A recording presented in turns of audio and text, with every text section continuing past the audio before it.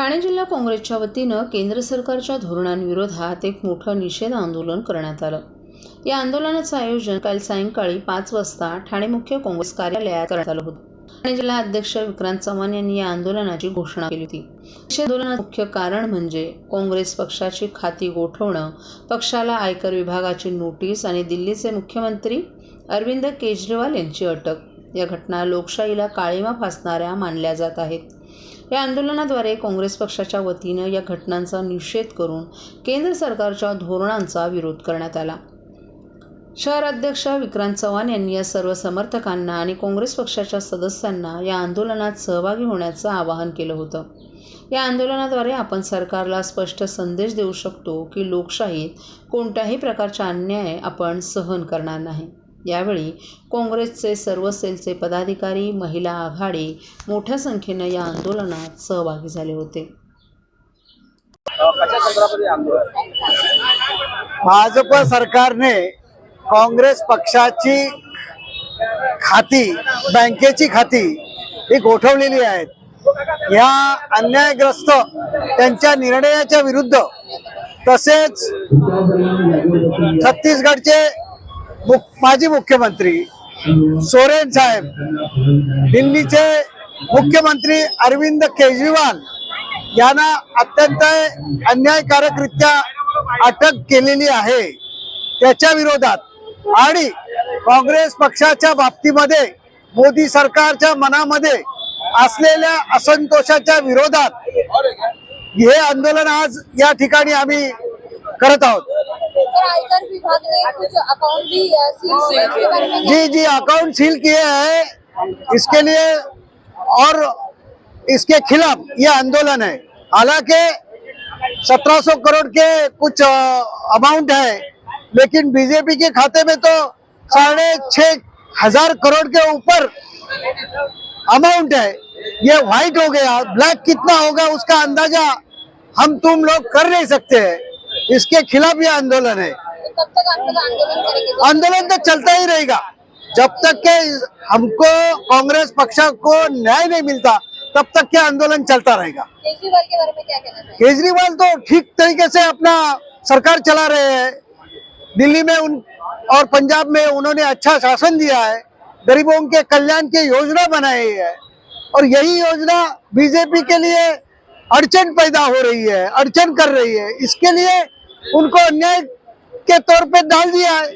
हालांकि केजरीवाल के नीति नियम जो गरीब लोगों के भलाई के लिए है, आप जैसे कि जानते हैं कि उन्होंने दिल्ली में इस मजबूती से शासन चलाया है, गरीबों को जिस तरीके से उन्होंने न्याय देना शुरू कर दिया है, उस बारे में उनको घबराहट हो गई है।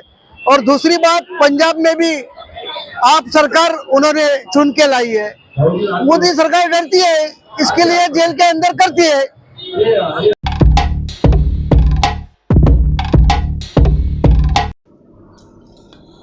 येणाऱ्या नजीकच्या काळात जिल्ह्यात पाणीपुरवठ्याविषयी व्यवस्थित नियोजन करणं आवश्यक आहे। त्या अनुषंगानं पाणी टंचाई उपाययोजनांसंबंधी यंत्रणांनी काटेकोर नियोजनाच्या तयारीला आत्तापासूनच लागा असे निर्देश अत्यंत कठोर शब्दात ठाणे जिल्हाधिकारी अशोक श्रृंगारे यांनी शहापूर येथे आयोजित पाणी टंचाई उपाययोजना आढावा संबंधित बैठकीत दिले होते।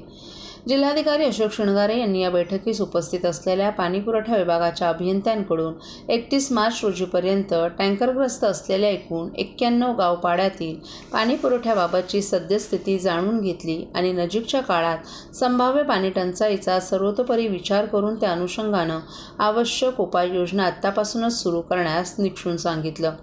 ग्रामीण भागातील ग्रामस्थांच्या जगण्यासाठी पाणी अत्यावश्यक असल्यामुळे कोणताही ग्रामस्थ पाण्यावाचून राहता कामी नसल्याचंही त्यांनी सांगितलं।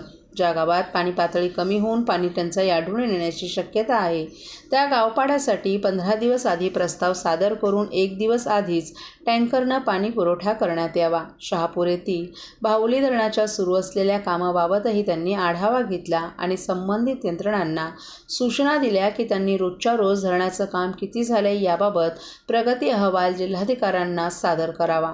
या धरणाचं काम उत्कृष्ट प्रतीचं आणि वेळेत पूर्ण करावं असंही त्यांनी सांगितलं। त्याचबरोबर नजीकच्या काळात या उपाययोजना अंमलात आणण्यासाठी आवश्यक प्रस्ताव मंजुरीसाठी तातडीनं सादर करण्याविषयी त्यांनी सक्त सूचना दिल्या.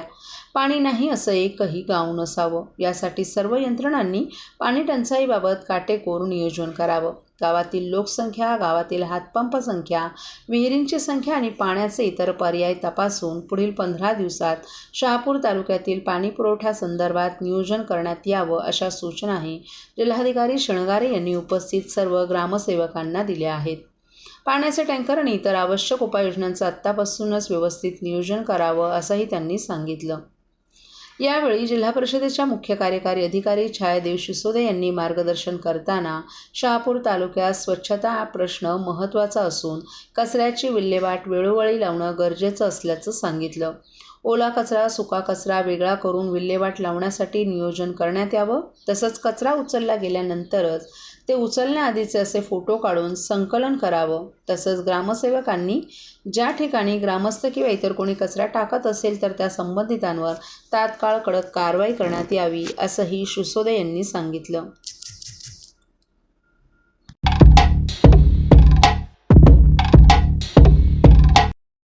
ठाणेकर मालमत्ता करदात्यांसाठी करातील व्याज माफी अभय योजना 31 डिसेंबर 2023 पर्यंत मालमत्ता करावरील 100% व्याज माफ.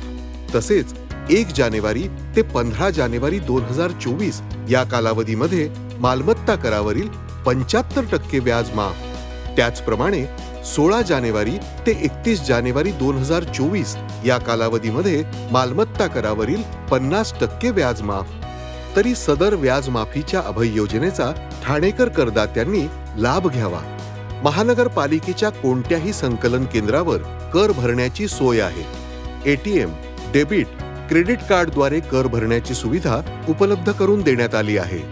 सोमवार ते शनिवार या दरम्यान सकाळी 10:30 ते सायंकाळी 5 वाजेपर्यंत संकलन केंद्राची वेळ असून करदात्यांच्या सोयीसाठी रविवारी संकलन केंद्र सकाळी 10:30 ते दुपारी 1:30 वाजेपर्यंत सुरू ठेवण्यात येत आहे. यासोबतच ठाणे महानगरपालिकेच्या propertytax.thanecity.gov.in या संकेतस्थळावर ऑनलाईन पद्धतीने मालमत्ता कर भरण्याची सुविधा उपलब्ध करून देण्यात आली आहे. तसेच गुगल पे, फोन पे, पेटीएम आणि भीम ॲपद्वारे आपला कर सुलभतेने जमा करू शकता. ठाणे महापालिका क्षेत्रातील सर्व करदात्यांना विनंती आहे की आपण या व्याजमाफी अभय योजनेचा जरूर लाभ घ्या आणि आपला मालमत्ता कर लवकरात लवकर महापालिकेमध्ये जमा करून महापालिकेस सहकार्य करा. धन्यवाद.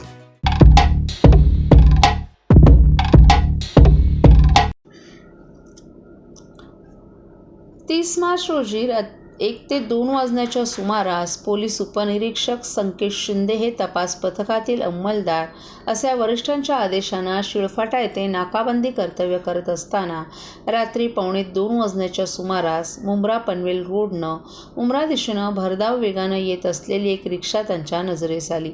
त्यामध्ये 2 व्यक्ती बसले होते.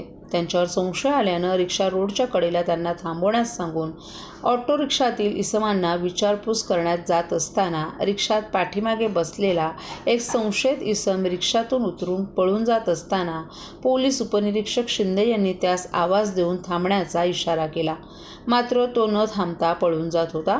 त्याच्यासोबत असणाऱ्या स्टाफच्या मदतीनं पाठलाग करून ताब्यात घेऊन त्याच्याकडे विचारपूस केली असता त्यानं उडवाउडीची उत्तरं देऊ लागल्यानं पोलीस उपनिरीक्षक संकेत शिंदे यांनी 2 पंचांना बोलावून त्यांना नाव पत्ता विचारून त्यांची अंगझडती घेतली असता एक लोखंडी कोयता, एक रेडमी कंपनीचा मोबाईल फोन, 2 लोखंडी तलवार त्यांच्याकडे आढळून आले. त्यांच्या ताब्यातील रिक्षाच्या कागदपत्राबाबत विचारपूस केली असता ही रिक्षाही या आरोपींनी आपसात मिळून अभयनगर परिसरातून चोरी केल्याची कबुली दिली. या अनुषंगानं शिळडायगर पोलीस ठाण्यातील गुन्हे अभिलेख तपासात असता ही रिक्षा शिळडायगर पोलीस स्टेशन येथील गुन्ह्यातील असल्याचं निष्पन्न झालं. ही रिक्षा आणि मुद्देमाल त्यांच्याकडून हस्तगत करण्यात आला असून या आरोपी इसमांविरोधात शिळडागर पोलीस ठाण्यात गुन्हा नोंद करण्यात आला असून या प्रकरणी तपास सुरू आहे. गुन्ह्याच्या तपासातील अटक आरोपी त्यांच्याकडे अटकेनंतर गुन्ह्याच्या अनुषंगानं सखोल तपास केला असता आरोपी अरबाज शेख यानं त्याचं निवेदन पंचनाम्यामध्ये दोघांनी मिळून चोरून आणलेल्या 2 ऑटोरिक्षा दाखवल्याने त्या जप्त करण्यात आल्या आहेत. त्यापैकी rickshaw number MS04HJ 2931 Mumbra police station Thane गुन्हा रजिस्टर तसंच चोरीचे असल्याचं निष्पन्न झाले, तर ऑटोरिक्षा क्रमांक MS04JH 3093 दाखल गुन्ह्यातील चोरीचे असल्याचंही निष्पन्न झाले.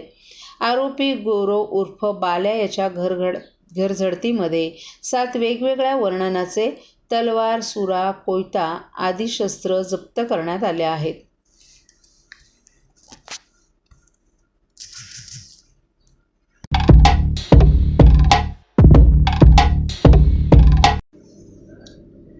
लोकसभा निवडणूक 2024च्या अनुषंगानं ठाणे पोलीस आयुक्तालयाच्या हद्दीत कोणत्याही प्रकारचे अवैध धंदे चालू राहणार नाहीत. तसंच फरारी आरोपी पकडण्याबाबत पोलीस आयुक्त ठाणे शहर यांचे आदेश प्राप्त झालेत.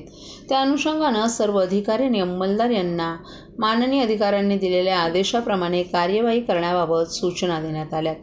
त्या अनुषंगानं 29 मार्च रोजी खंडणी विरोधी पथक गुन्हे शाखा ठाणे शहर यांना त्यांच्या गुप्त बातमीदारामार्फत प्रतिबंधित गुटखा मालाच्या संबंधाने मिळालेल्या बातमीच्या अनुषंगाने केलेल्या छापा कारवाई दरम्यान 29 मार्च रोजी रात्री 10:30 वाजताच्या सुमारास राजलक्ष्मी कंपाऊंड M गोडाऊन लगत असलेल्या सार्वजनिक रोडवर काल्हेर भिवंडी येथे इसम शरीफसाब अब्दुल गोस सावनूर वय वर्ष 32 धंदा ड्रायव्हर राहणार नाजीर तंखानी यांच्या खोली नंबर 5 तालुका शिगाव राज्य कर्नाटक इसाक अहमद अनवरसाब निजामी वय वर्ष 35 राहणार मौलालीनगर तालुका शिगाव राज्य कर्नाटक यांच्या ताब्यात महाराष्ट्र शासनानं प्रतिबंधित केलेला गुटखा, पान मसाला, तंबाखू जर्दा असा एकूण 40,80,000 रुपये किमतीचा माल तसंच त्याच्या ताब्यातील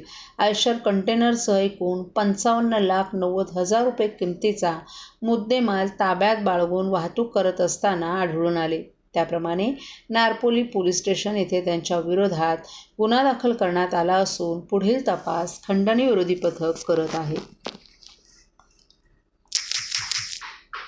एका कंटेनरमध्ये हा गुटखा ठाणे पोलीस आयुक्तालयामध्ये येत आहे. त्या अनुषंगानं काल्हेर कशेळी या ठिकाणी त्यांनी ट्रॅप आयोजित केला आणि त्या ठिकाणी एक कंटेनर त्यांना त्या ठिकाणी मिळालेला आहे. त्यामध्ये जवळजवळ 40 लाखाचा गुटखा त्या ठिकाणी आपण जप्त केलेला आहे आणि मुद्देमाल मिळून पूर्ण कंटेनर वगैरे मुद्देमाल मिळून 55 लाखाचा मुद्देमाल आपण या ठिकाणी आपण घेतलेला आहे ताब्यामध्ये. याच्यामध्ये 2 आरोपी आपण अरेस्ट केलेले आहेत आणि हा जो गुटखा आहे हा कर्नाटकहून या ठिकाणी आलेला निष्पन्न होत आहे. तर तो त्या तपासामध्ये पुढं जाऊन हा सप्लाय कोणी केलेला आहे आणि इथून पुढं हा कुठं जाणार होता हा तपास करून आपण आणखीनही काही आरोपी याच्यामध्ये निष्पन्न होण्याची शक्यता आहे. त्या अनुषंगाने तपास चालू आहे. तरी अतिशय उत्कृष्ट अशी कामगिरी खंडणी विरोधी पथकाने या ठिकाणी केलेली आहे आणि याचा तपास पुढं चालू राहील.